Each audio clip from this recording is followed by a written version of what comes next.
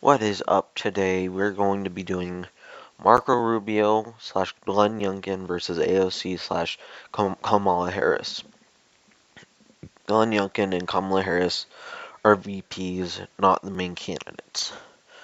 So we're gonna do an in-depth dive of each state with 2024 results too. So first we're going to go from Alaska to Maine. So Alaska is, you can't really see an in-depth analysis of Alaska on New York Times, but it was a around 13-point victory. It says 14, but I remember it being 13. So, anyways, it is it is about a 14.7% margin in my prediction. So yeah, Hawaii goes to A.O.C. by a safe margin. Hawaii, you can see Honolulu would go to A.O.C. I would say around 20 points. The rest may get a little more tight because Hawaii has been trending more to the right compared to other states. Um, so yeah, and Hawaii is around I say 20-point margin.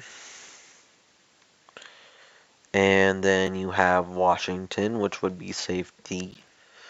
I think it actually shifts left. The Seattle area moves a little to the right like it did in 2024. But the rest of the state moves to the left, especially Spokane, which is the major Republican city in Washington. So, and Seattle only moves like 0.2% to the right. So it kind of stagnates, but it's like a 19.1% margin. I think in 2024 it was like 18.9%. So in Oregon, that would be safety. I just see Portland and the suburbs around it just shifting heavily blue, especially since all of the protests and stuff in the Portland city against ICE. I just don't see it getting any redder. So, but Salem does move right, but it doesn't move right enough to counter Portland. So, Oregon would be a 15-point margin. California moves right. The Republican areas get more red, like Fresno, San Bernardino, Riverside. Los Angeles gets redder. The Bay Area gets redder. Everything gets redder except for like um, the Sacramento area. So California would still be safe, but it would be more of a 18.8% margin. So it does move right. Um, Nevada. Now I I know a lot about Nevada. I'm from Nevada. I won't tell you where in Nevada, but I am from Nevada. Um, I see Elko, White Pine, which is where Eli is, Nye County, um, all of these red counties moving to the right, and Las Vegas moves probably right again, and it probably becomes red, while Reno shifts to the left. But Las Vegas is way bigger than Reno, so Nevada would be like a 5.2% margin. Now for Idaho, which would be safe red, I see Idaho Falls, I'm not even going to try and pronounce that. Boise, all shift red. The entirety of Ohio shifts red in this prediction, which makes it around 38 points. You can give or take a few percentage points. And now Utah, um, Salt Lake City, Provo, all of the areas around Salt Lake City probably will shift heavily blue, which probably makes it um, below a. I don't know what's happening, but it probably makes it below 20 points. So I'd say 17.6%, especially with the voter registration trends. It's not looking favorable to the GOP in Utah. In Arizona, I see all of the heavy Hispanic counties moving heavily to the right, including Yuma and maybe even Maricopa. It could move right. Navajo County, maybe Coconino. I don't think Apache, maybe Pima. Um, Santa Cruz might actually move right. So it would probably be around a 6.9% margin. And I know that's a mean number, but I'm not trying to do a mean number. So, and then you have Montana. I think it shifts left because of just the trends in the heavily populated areas like Great Falls, Billings, um, Mississauga, if that's how you pronounce that, I don't know.